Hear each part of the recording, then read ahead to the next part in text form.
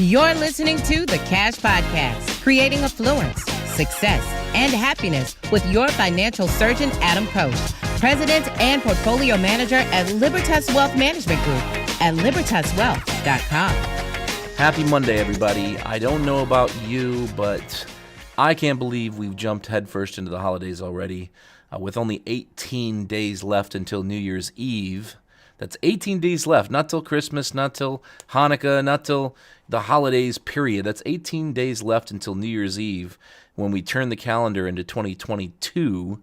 But we've got some tax tips that you can implement in this next few weeks, but only if you're quick on your toes. And then we've got some more ideas that can reduce your tax bill after the first of the year as well. But before we get started, as always, a few housekeeping items. First off, thank you so much for joining us. As always, my hope is for you to learn a little bit more on each and every one of these episodes so that you become more successful, wealthier, happier, and above all, more educated than you were before you started listening today. So come back often and subscribe. These episodes appear both on iTunes if you're a listener and on YouTube if you're a watcher. You can also follow me on Twitter at Adam Koch and on Instagram at Financial Surgeon. And then last but not least, all links, visuals, charts, and additional educational resources are always available on our website. But we really aren't going to have any charts or anything like that today. It's just all information that you can absorb like a sponge through your speakers in your car, your headphones, or if you're watching this on YouTube, obviously I'll have some things written out here, but you don't need any of that today. So it's going to be super, super easy. Nobody needs to refer back to YouTube today. We're just going to talk and hang out. So without further ado, let's jump into our quote of a day, which by Will Rogers, actor, comedian, and it's a tax quote. So Will Rogers said, Alexander Hamilton started the U.S. Treasury with nothing, and that was the closest that our country has ever been to being even. Now, if you're a numbers nerd, financial nerd, tax nerd, then that would be funny right off the bat. But if it wasn't funny to you, what he's basically saying is that back when we started the U.S. Treasury, back when the U.S. government had the ability to start printing money out of thin air. Back in those days, that was as close to even as our country's ever been. Because for those of you that don't know, our U.S. debt, our national debt at this point is up to almost $30 trillion.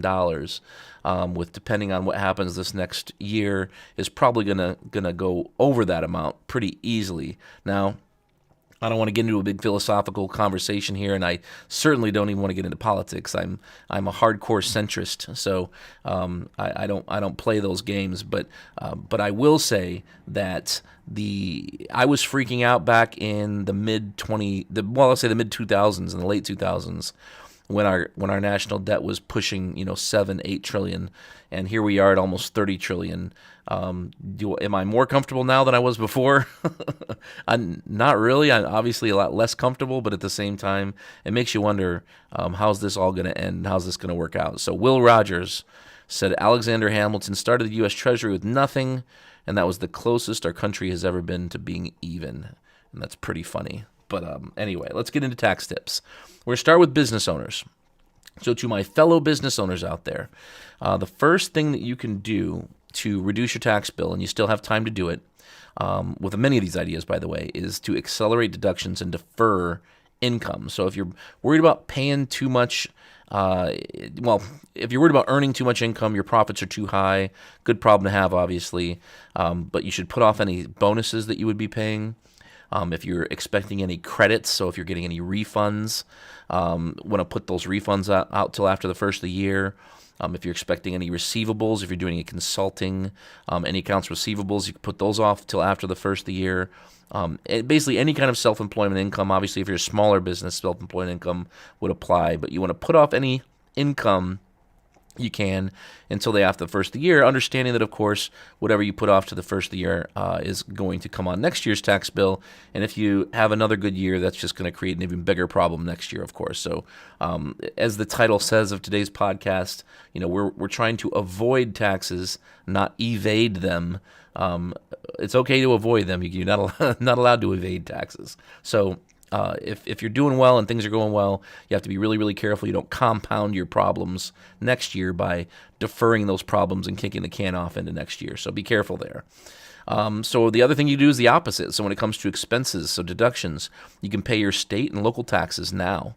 You can accelerate expenses today, such as vehicles. If you're looking to buy vehicles, whether that be a truck or machinery, you can buy those now as opposed to waiting till after the first of the year, which if you're going to spend the money anyway and you've got a high taxable income, you can help reduce your taxable income by doing that. Same goes for computers. Any upgrades to your office, factories, printers, copiers, or if you have consulting expenses, if you're paying for consulting, you can pay for that in advance, of course, and reduce your taxable income today, even though you won't be using whatever the service or product or machinery or vehicle or what have you. If you're not using it until next year, you can still pay for it this year. Another big one, and this is huge, this is still, I would consider to be a very not so well-known tax credit that's out there that still applies today, and that's the Employee Retention Tax Credit, ERTC. If you want to, I did a whole episode on this, and I focused the entire, I think, 25 minutes or so to just this topic. And it's episode number 70. It was recorded on July 8th of 2021, so just this summer. Check that out. If you're a business owner and you have employees and you don't know what this is, then you need to, at minimum, check out that podcast or shoot us an email if you think you might apply here, your company might apply, because you could be leaving money on the table, and not just a little bit of money. You could be leaving a lot of money on the table here. And again, I know some people might think, oh, COVID, tax credits, that's a long time ago. COVID started 18 months ago. So how in the world am I going to get a tax credit today? And the fact is that these are still available to business owners today. So don't be complacent. Make sure you're checking to see if this would apply to you. In worst case scenario, it doesn't, but at least you did your due diligence to make sure that you weren't missing out, and like I said, leaving money on the table. Some specifics that you might consider, and these are all more questions than anything, but it depends whether or not you might apply as a business owner, whether or not your company might apply to the Employee Retention Tax Credit. Depends on how many full-time employees you have, how many owner employees you have, or relatives of owner employees.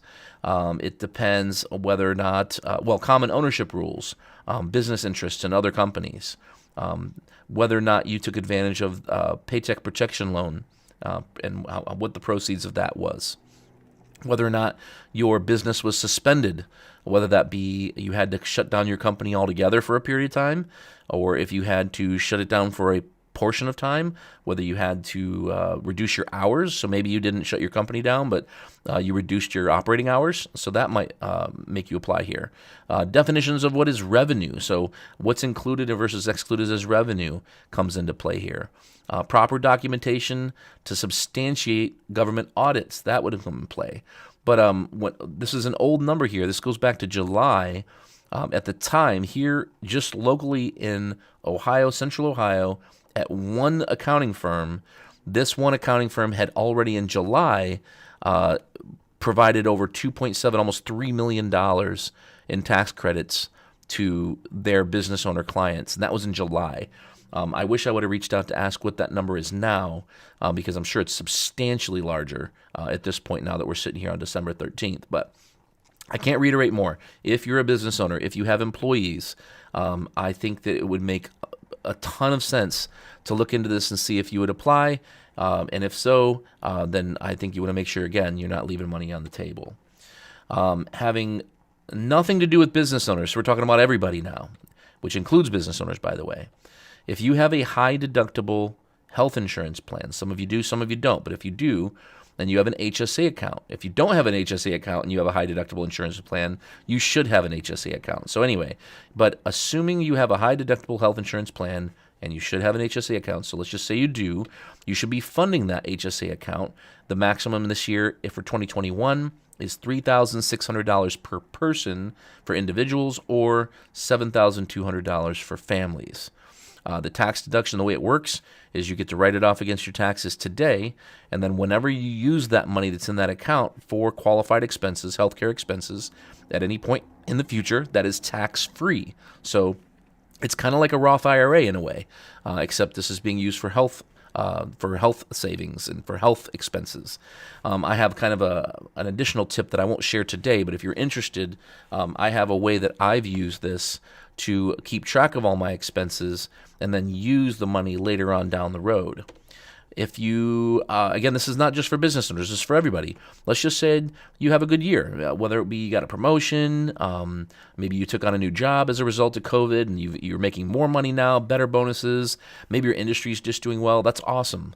But one of the things we can do is that we can donate things we have. And it can be more than just money and clothing. Some things that we can donate are things like vehicles. If you've got a really, really old car that you don't need, your kids don't need, especially with the market looking like it does right now with the used car and new car market, donating a vehicle makes a lot of sense. Kitchenware, old kitchenware that you don't need anymore that just collects dust, whether that be in your pantry, in the bottom or top shelf, or in your basement, just free up some room and donate that stuff now. Books, bicycles, musical instruments, all these things can be donated and written off against your tax return up to a certain point.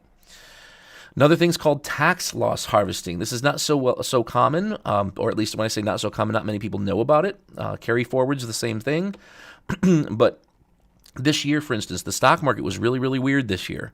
When you look at, let's just say, the S&P 500, you would say, if I'm looking at the S&P, the market did really good this year. But when you look at the market as a whole, when you really dig deeper, you would find that more than 70% of the NASDAQ's returns this year came from a very small handful of stocks.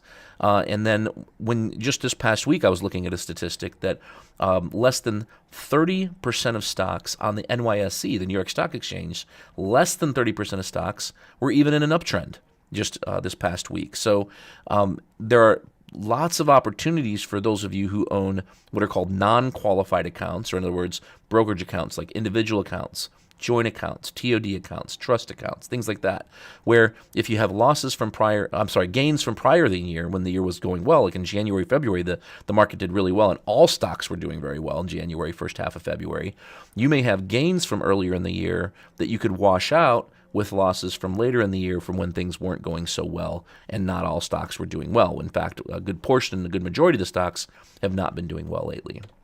So tax loss harvesting. Another thing, again, your W-4. Most people don't think about their W-4, which is your tax withholding form that you fill out when you get a new job. So whenever you change jobs, you fill out your W-4, you put your exemptions in there, easy for me to say, and you usually never look at it again. Well, if you worry that you're going to have a tax surprise, let's just say two things. Let's just say, first of all, your tax return is usually too big. Now, I know some people think, well, too big, how could that be a bad thing? Well, the reason a tax return being too big could be bad is because you're leaving money on the table and you're letting the IRS, you're letting the government keep your money throughout the year, hold it for you, earn interest on it, and then give it to you later. What you should do, or what most people would want to do, is to receive that money in your paycheck throughout the year as opposed to letting the government keep it for a year and then giving it to you at tax time for your return. Not to mention, by the way, that there's been so much fraud when it comes to the IRS and things with unemployment benefits and tax return fraud and things like that it's taking a really, really long time for the IRS to get returns back to people, tax returns, that is.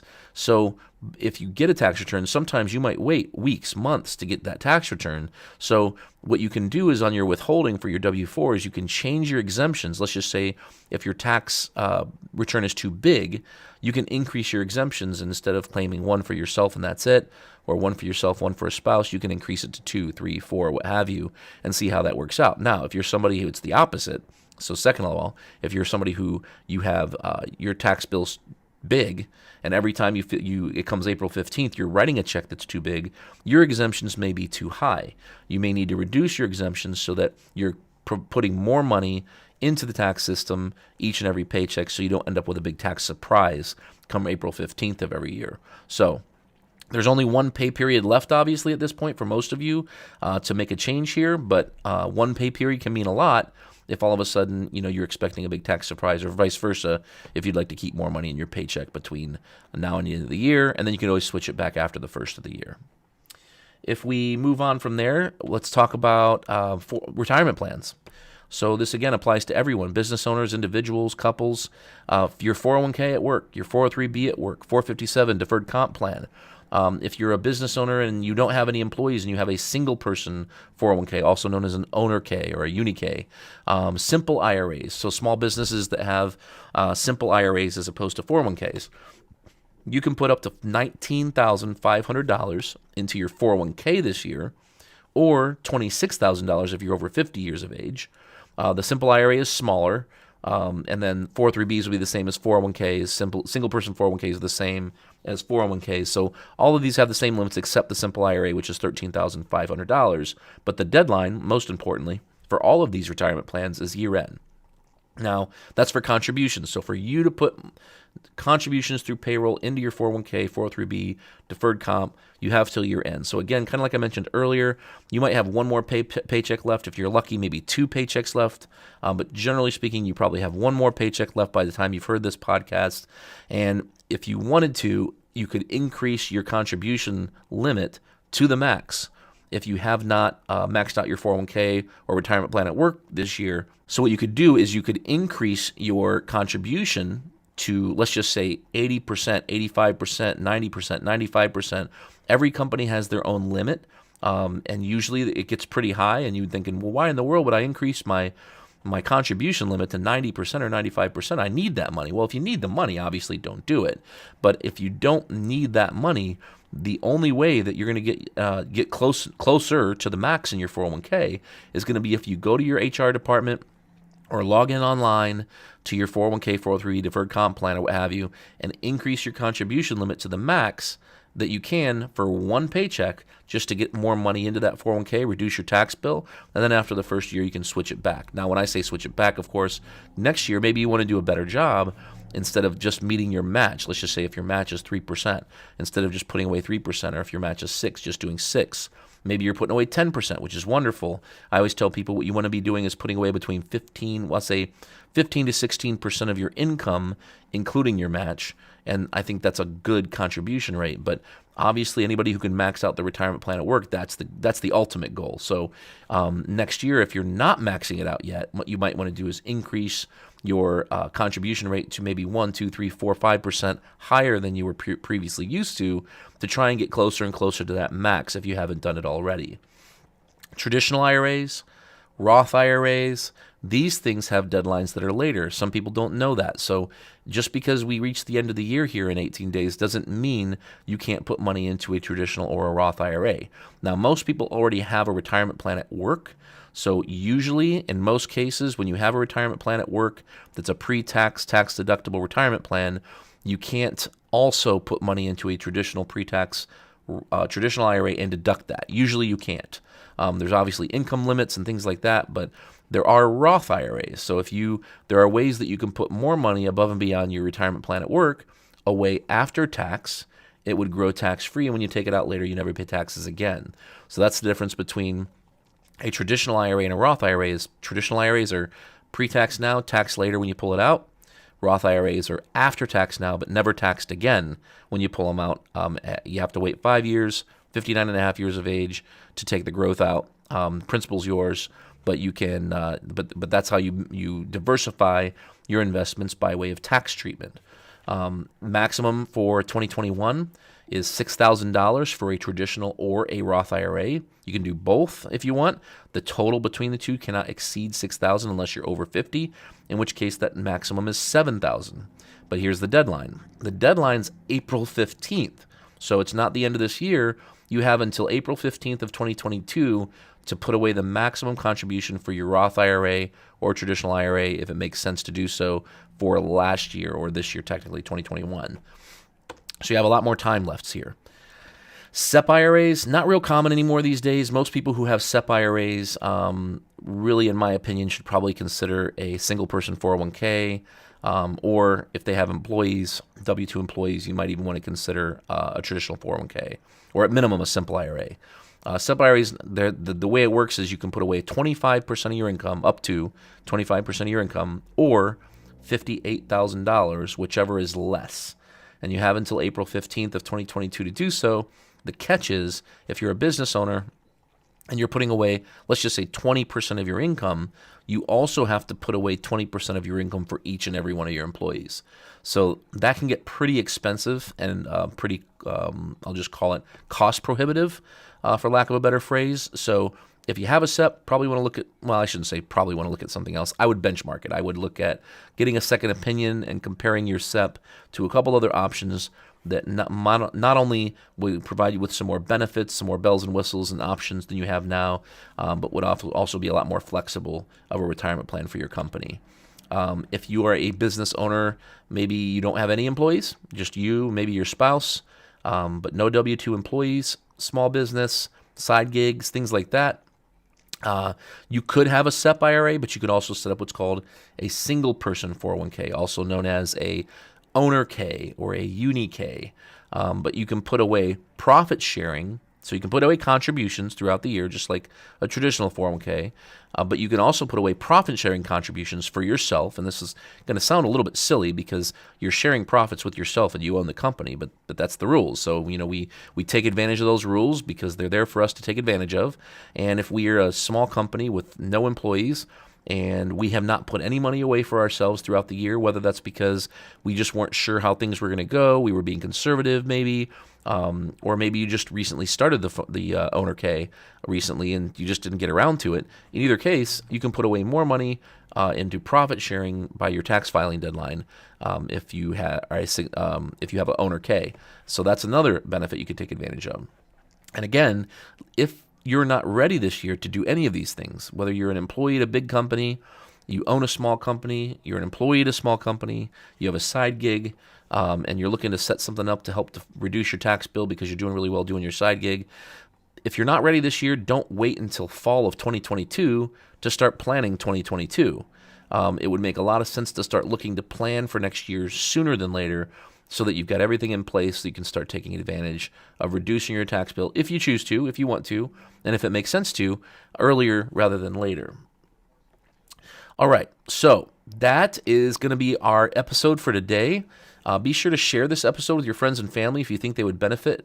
And if you'd like to discuss your personal situation further, remember you never have to be a client to ask a question. We talked about a lot of different things today, having to do with personal finance, personal taxes for individuals, as well as business owners and taxes that they face, ways to reduce your tax bill, a big one being that employee retention tax credit, having the right retirement plan for you or your company, and then for individuals, couples, making sure that you're maxing out your 401k, and if you're not, making sure you're getting close to it, and taking steps to get, whenever you get a raise, whether that's through an actual raise, cost of living adjustment raise, whether that's a promotion or a bonus, to just keep notching up that 401k until you're maxing it out, because in most cases, that's usually the first thing we want to make sure we're doing is reducing our tax bill as much as humanly possible and maxing out that 401k. In some cases, it makes sense to do a Roth 401k, let's just say, if it's available to you.